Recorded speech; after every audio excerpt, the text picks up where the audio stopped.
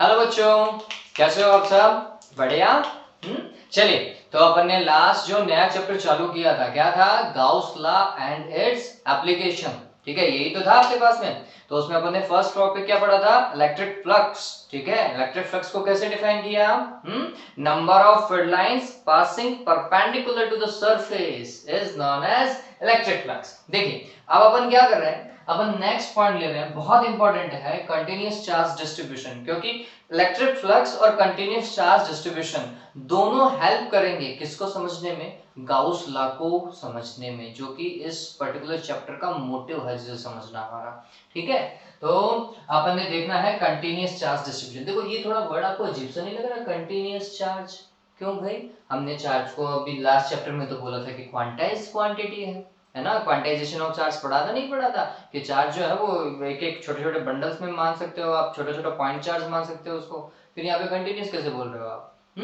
तो फिर यहाँ पे थोड़ा समझना है बच्चों। हमें क्या समझना है? हमें ये चीज समझनी है कि कंटिन्यूस चार्ज डिस्ट्रीब्यूशन का मतलब ये है कि जो बहुत ज्यादा जो पॉइंट चार्जेस हैं वो एक ही जगह पर आ जाएं तो फिर चार्ज को क्वांटाइज नहीं माना जाता, फिर चार्ज को कंटिन्यूस माना जाता है।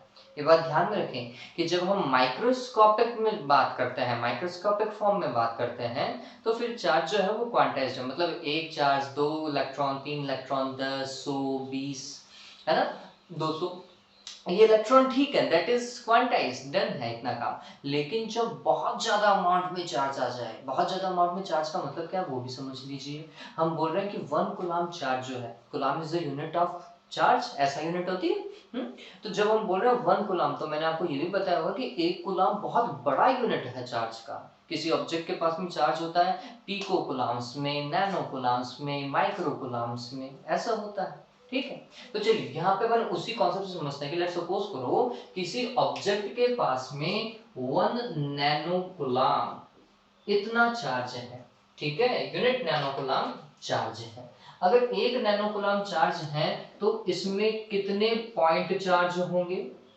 पॉइंट चार्ज का मतलब हमारा सिर्फ और सिर्फ इलेक्ट्रॉन है, कि कितने इलेक्ट्रॉन्स होंगे, ये बात ध्यान रखिएगा।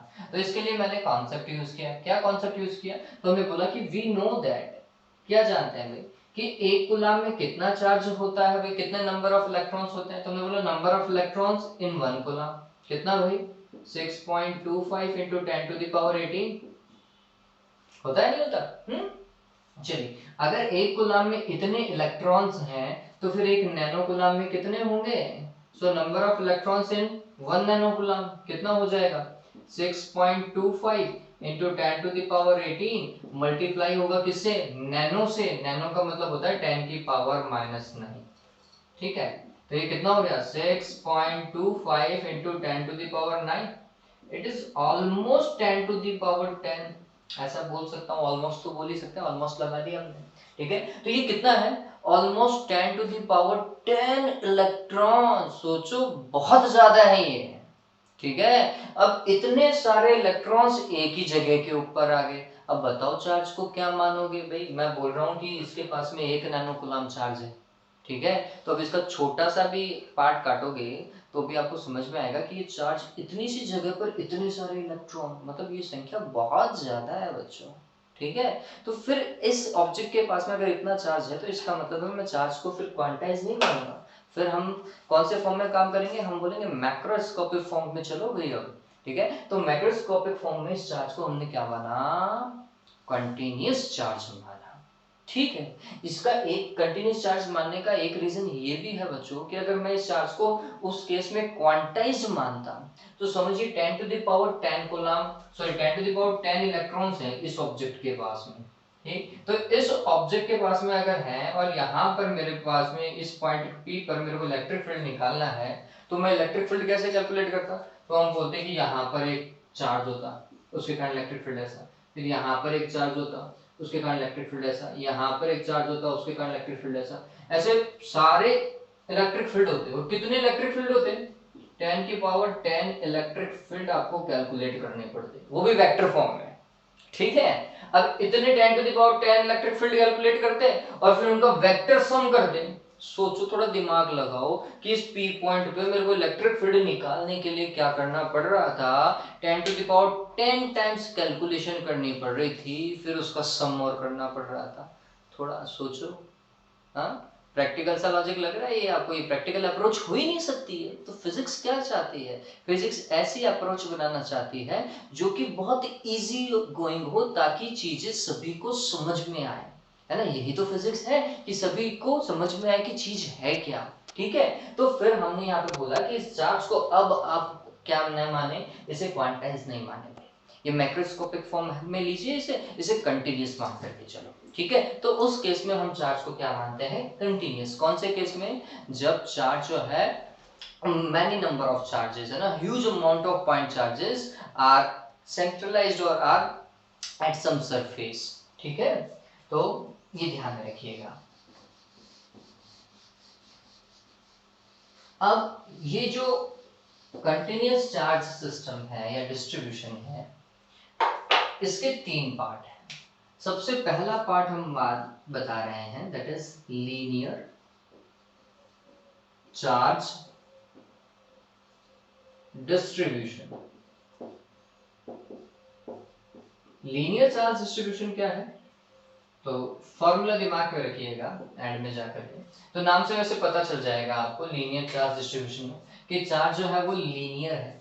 इसका मतलब ये है कि आपके पास में एक वायर है और इस वायर को क्या दे दिया गया है? चार्ज दे दिया गया है, and that charge is uniformly distributed all over the length of wire। ठीक है, और वो चार्ज क्या है? इसकी पूरी लेंथ पर यूनिफॉर्मली क्या हो गया है? डिस्ट्रीब्यूट हो गया है, और वो भी कैसा? यूनिफॉर्मली डिस्ट्रीब्यूट हुआ है।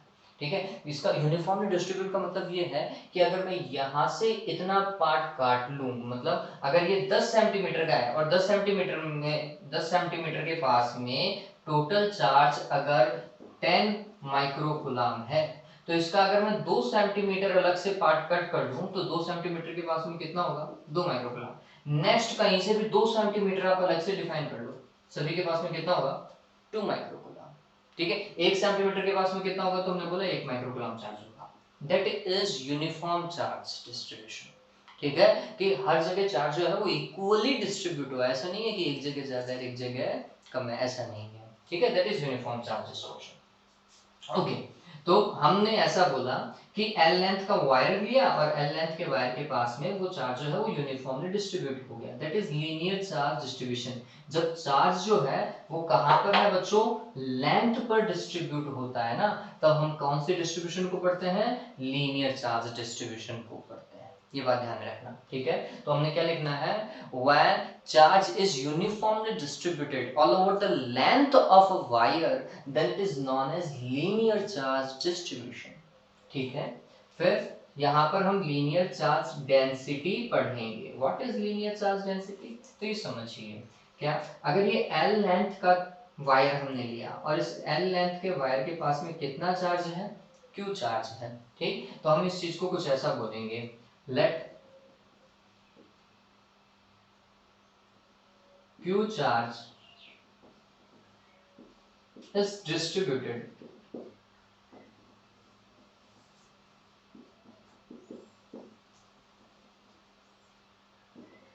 on entire length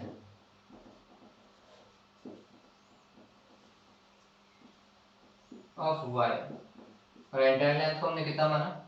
L length माना। तो इसका मतलब ये है L लेंथ के पास में कितना चार्ज हुआ? Q चार्ज हुआ। तो यूनिट लेंथ के पास में कितना चार्ज होगा? Q by L होगा, सिंपल सा था। And that is known as linear charge density denoted by lambda.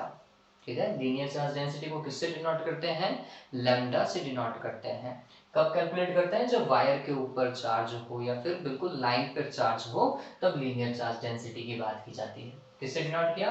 Lambda से, है ना। सो द चार्ज ऑन पर unit length of a wire is known as linear charge density। वापस से समझ लीजिए, charge per unit length of wire, charge per unit length of wire is known as linear charge density। ठीक है, चलिए फिर lambda. अगर ये लैम्डा है तो इसका यूनिट आपको पता चल गया होगा, क्या होगा भाई, चार्ज की यूनिट क्या होती है, कूलाम, और लेंथ की यूनिट क्या होती है, metre. So coulomb per metre is the unit of linear charge density, ठीक है। ओके, नेक्स्ट इसका डायमेंशन क्या होगा, तो डायमेंशन, चार्ज का डायमेंशन क्या होता है, a1 t1, ऐसा ही होता है ना, a1 t1, और नीचे लेंथ का डायमेंशन ले लो l1, तो ऊपर जाएगा l1, ऊपर जाएगा तो फिर l-1 लिख सकता हूँ, नहीं लिख सकता हूँ, that is the dimension of linear charge density. पता चला, तो ये दिमाग में रख लीजिएगा, फार्मूला क्या है, Q by L है, and that is charge per unit length is known as linear charge density. अब ये समझिए, इसे Q by L के साथ में और क्या लिख सकते हैं, तो हमने बोला कि अगर मैं पूरी लेंथ L है तो लेंथ का एक छोटा सा भाग ले लो dl, तो पूरी के पास में अगर Q चार्ज है तो dl के पास में कितना चार्ज होगा, dq चार्ज होगा। तो फिर इसको ऐसा भी समझा जा सकता है कि dl लेंथ के पास में कितना चार्ज है, dq चार्ज है, तो यूनिट लेंथ के पास में कितना चार्ज होगा, dq divided by dl, that is again lambda, that is again lambda. So lambda is q by l, lambda can also be written as dq divided by dl. Done हो गया, ये इतना ही था, ये that is linear charge density, इतना ही दिमाग पे रखो, फिर बाद में देख लेंगे और क्या करना है, ठीक है। ओके, तो that is linear charge density. Next point, surface charge density, surface charge density.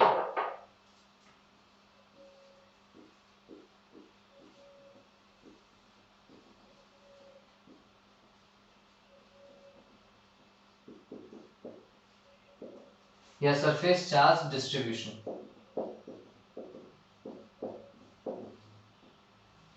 देखिए सरफेस चार्ज डेंसिटी के अंदर हमने क्या पढ़ना है, अब चार्ज कहां पर होना चाहिए, सरफेस पर होना चाहिए, सरफेस का मतलब एरिया के ऊपर होना चाहिए।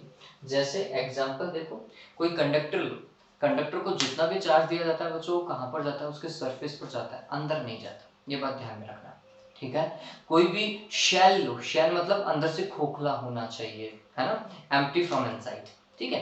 तो हमने बोला कि अगर शेल को कोई को चार्ज दोगे, शेल चाहे कंडक्टिंग हो चाहे नॉन कंडक्टिंग हो, कोई फर्क नहीं पड़ेगा, ठीक है। तो किसी शेल को चार्ज देने पर वो सारा का सारा चार्ज कहाँ जाएगा, सरफेस पर जाएगा, उसके एरिया वाले पार्ट पर जाएगा, ठीक है, मेरी बात को समझ रहे हो, ठीक। तो हम वहां की बात कर रहे हैं कि जब चार्ज दिया और charge is uniformly distributed on the surface और the area part of that particular object, ठीक है, that is known as surface charge distribution, ठीक है। तो वापस से, if the charge is uniformly distributed on the surface of an object, then it is known as surface charge density, ठीक है ये बात। अब चलिए, अब यहाँ पर अपन बात करते हैं, जैसे स्पेयर है, कोई कंडक्टिंग स्पेयर मान लीजिए, सॉलिड कंडक्टिंग स्पेयर या फिर स्फेरिकल शेल मान लीजिए, इसका रेडियस कैपिटल आर है, इसको आपने चार्ज दिया, वो चार्ज कहाँ जाएगा, सरफेस पर जाएगा, सिंपल सा लॉजिक था, सरफेस पर ही जाना चाहिए, ठीक। तो हम इस चीज को कैसे समझेंगे, तो हमने बोला कि if q charge is distributed on the surface, then s area के पास में कितना चार्ज है, q चार्ज है, एरिया अपने क्या माना s, आप कैपिटल A भी मान सकते हैं, एरिया को आप A से भी डिनोट कर सकते हैं, कोई दिक्कत नहीं है, ठीक है। फिर अगर s एरिया के पास में q चार्ज है तो यूनिट एरिया के पास में कितना चार्ज होगा, q डिवाइडेड बाय s, ठीक है, that is surface charge density denoted by sigma.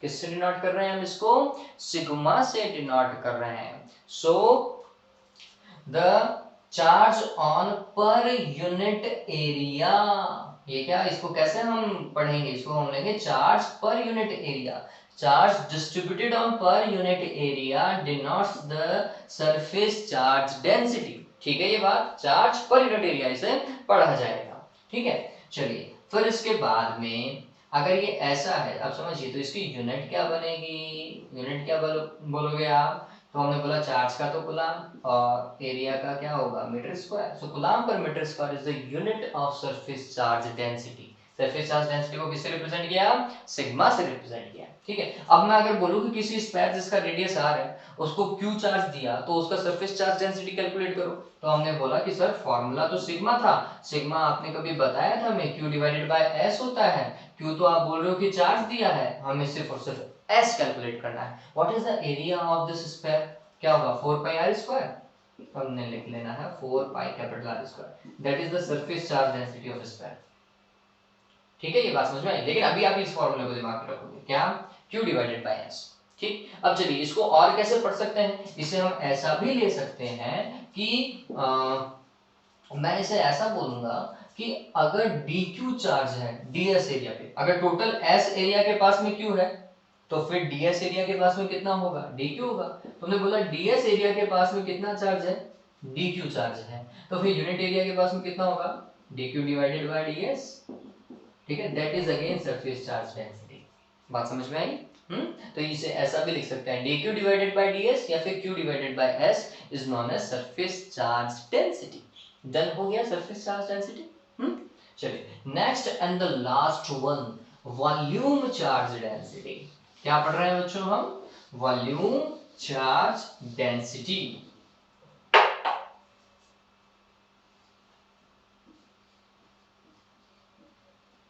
Volume charge density. ठीक है, तो वॉल्यूम चार्ज डेंसिटी क्या होता है बच्चों, तो इस चीज को हमने वापस से समझा। इस बार चार्ज कहाँ यूनिफॉर्मली डिस्ट्रीब्यूट होना चाहिए, वॉल्यूम में।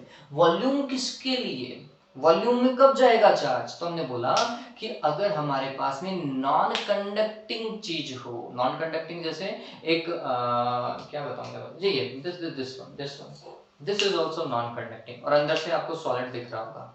ठीक है, would is a non conductor.